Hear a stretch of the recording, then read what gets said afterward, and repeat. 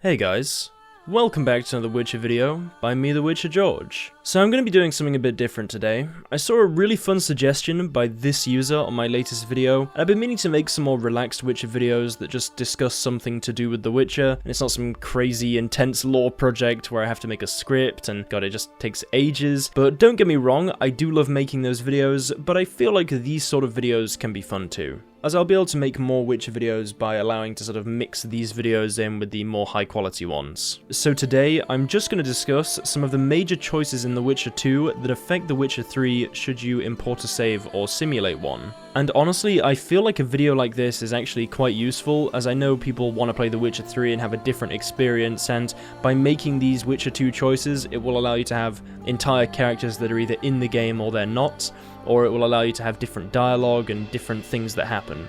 So I feel like, as I said, this video is kind of a useful one to be out there.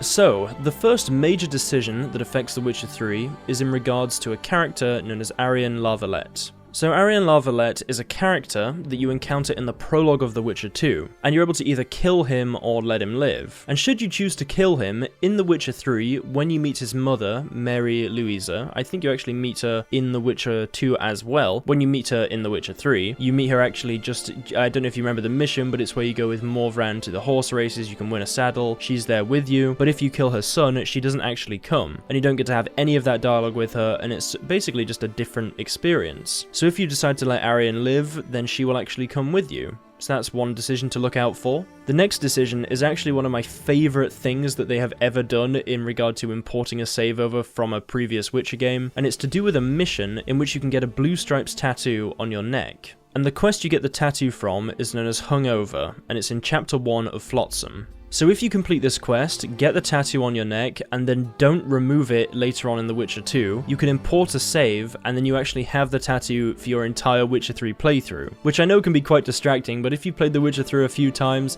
it could kind of be like a fun memento of when you did play The Witcher 2. And the interesting thing about this quest and this decision is that you have to import it from The Witcher 2. You can't simulate this, you can only get it by importing The Witcher 2 save, or I imagine using console commands or some sort of mod. But honestly, I feel like importing the save feels way more cool. The next decision is in regards to if you side with Roach or Iorveth in The Witcher 2, and what's actually interesting about this is that this is basically one of the biggest things about The Witcher 2. You get almost two completely different stories depending on which character you go with, and they basically have no effect on The Witcher 3 depending who you go with. The only effect that seems to be at least the major effect is that when you first go to Roach's camp in The Witcher 3 and you talk to the guard at the door, if you sided with Roach in The Witcher 2, Roach will say, "Oh, Geralt, he's an old friend, let him in." But if you sided with the Iorveth, you have to convince the guard to let you in. That's the only major thing that seems to have occurred from whether you choose Roach or Iorveth. So bear that in mind, I suppose. The next decision is in regard to if you opt to save Triss or not. She lives either way, obviously, because she is a major character in The Witcher 3, but if you opt to save her, like choose the option to save her, you get to see a mage called Carduin, who is a mage that is present in The Witcher 2 and also in the books, and I believe he is next to Radovid's ship, which is kind of interesting considering that Radovid is not a big fan of mages. But anyway, you can talk to this guy and get some dialogue. It's not a particularly major thing, but you don't get to see the character otherwise. So maybe if you want to see this character, just opt for saving Triss. Doesn't really have that major of an effect on The Witcher 3 anyway. Moving on to the penultimate decision, there is the option to save Sheila de Transville or not. And this is one of the more major decisions, I'd say, as it basically decides whether or not you have this character in The Witcher 3. She's very minor in The Witcher 3. I believe she appears in the quest called The Great Escape, where you go to rescue Margarita Lauentile, and this is in, I think this is how you say it, I've forgotten actually, I think it's Dirde prison. So when you're actually saving Margarita, you see that Sheila has also been captured, and regardless, she dies. So the way you do this in The Witcher 2 is when you find Sheila, she's trying to teleport away using a megascope, but Letho has actually messed with her megascope, and if you decide to fix it, you save her, she appears in The Witcher 3. If you don't decide to fix it, she dies, she doesn't appear in The Witcher 3. Either way, she dies, and you could argue that actually by saving her, you kind of gave her a terrible experience, because she gets tortured in prison. So it's up to you whether you want to do this or not, but if you've never actually seen the character before in The Witcher 3 because you've always decided to kill her, maybe this is something you could do just for a tiny bit of a different experience. And finally, finally, moving on to what I think is objectively the biggest decision you can make in The Witcher 2 that affects The Witcher 3 is whether or not you decide to kill Letho of Gullett at the end of The Witcher 2. So if you decide to kill Letho, that's pretty much the end of it. He's obviously gone, but if you decide to let him live, he actually appears in The Witcher 3 and you have an entire quest surrounding him, and this quest is known as Ghosts of the Past. It's a really fun quest, you get to interact with another Witcher, and on top of that, if you do the dialogue correctly, he will actually then go to Kaer Morhen and help you fight the Wild Hunt. You also get to have some cool dialogue with Roach and Vest and Letho at Kaer Morhen if you get all of them there. Watch this murderer and you won't be watching the enemy. Why is the Kingslayer so important? Aradin's a king, ain't he? Fuck you both.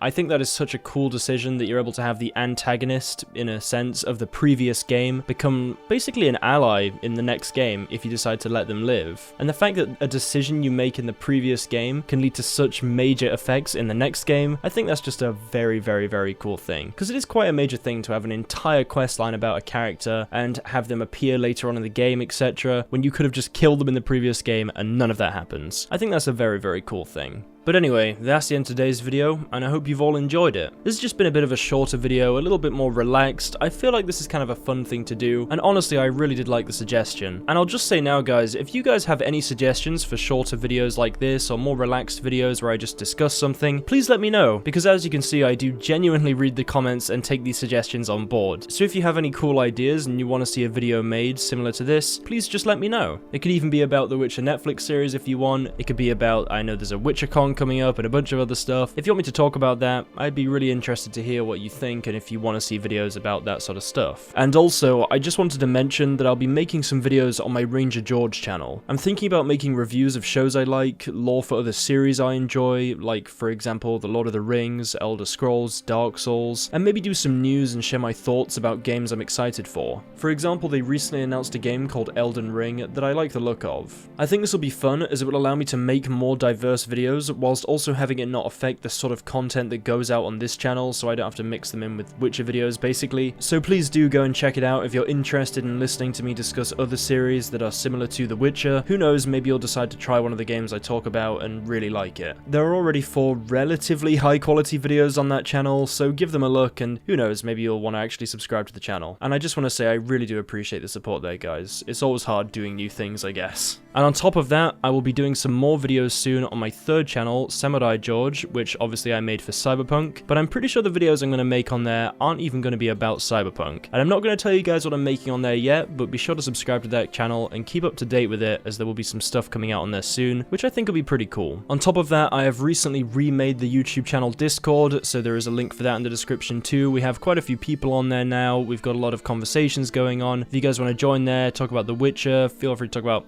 anything to do with The Witcher, or just anything you like in general, meet some cool people, feel free to join down there. You get a little rank as a Witcher, it's kind of fun. We're trying to make the server better and better. It's definitely improved since I first made it, but we're going to try and add more and more things as more people join and we get more suggestions. And then also, of course, join the Reddit that's somewhere down in the description, and I also recently remade my Twitter just as a way to kind of let you guys know what's going on. I don't know if I'm really going to use it, I'm going to be honest, but if you want to follow me on there and see if I do post anything, feel free. And I just want to say, I'm not going to have these long outros on all these relaxed videos. This is just because I haven't been able to give you guys a proper update in a long time. So I'm just going to let you guys know about this now. Maybe I'll promote some of the other channels in the future on these videos. And I didn't want to do it in my last video, as I wanted that video to just kind of be like a very atmospheric, sort of first-person story type video. I didn't want to include any of this. And that's another benefit of these videos. I'm able to actually tell you guys what is going on with me and the channel and everything that's happening. But anyway, that's the end of today's video, guys. Be sure to like it if you enjoyed it, subscribe if you're new as I make Witcher videos. I'm going to try and do it a lot more frequently by introducing videos like this, so subscribe if you want to see more of that. And also, as I said, comment suggestions. I do actually read the comments. I can't reply to them all, but I do read them all. I genuinely do read them all. So yeah, that's it, guys. Have an awesome rest of the week.